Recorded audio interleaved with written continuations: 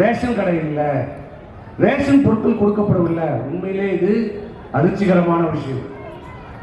இன்னைக்கு இந்தியாவிலே பொது விநியோக திட்டத்தை மிக சிறப்பாக கட்டமைக்கப்பட்டு செயல்படுத்திக் கொண்டிருக்கின்ற மாநிலம் தமிழகம். கிட்டத்தட்ட 50,000 ரேஷன் கடை இருக்குது தமிழ்நாட்டில்.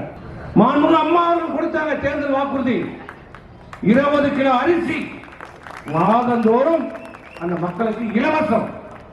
ஒவ்வொரு ஆண்டும் தமிழகத்திலே மானியமாக கொடுக்கிற அந்த இலவச அரிசிக்கு மட்டும் 7,000 கோடி ரூபாய்க்கு மானியமா தருது. ஆனால் இங்க என்ன பண்றாங்க? 50 ரூபாய் அரிசி அப்போ உனக்கு காசா போடுறான்னு சொல்றாங்க. நீ எவ்வளவு கொடுக்கணும்? 50 ரூபாயில தரணும். உனக்கு எவ்வளவு தராங்க? அந்த மானிய விலையில அரிசி 10 ரூபாய் 5 ரூபாய் முழுமையானதான் தரணும். இங்க மாநில செயலாளர் சொன்னது போல 33 ரூபாய் 33,000 லேப்டாப், 33,000 ரூபாய் ஒரு லேப்டாப். நீ 33,000 ரூபாய் கொடுத்துரு, அரிசி பணமா கொடுக்கற இல்ல, அப்ப லேப்டாப் காசையும் கொடு. அது குறைஞ்ச விலையில வாங்கிக்கிறாங்க, இல்ல கூட போட்டுப்பாங்க. ஏன்னா அவர் சொன்னது போல லேப்டாப்ல அரசுக்கு, இந்த அரசுக்கு லஞ்சமாக போகிறது.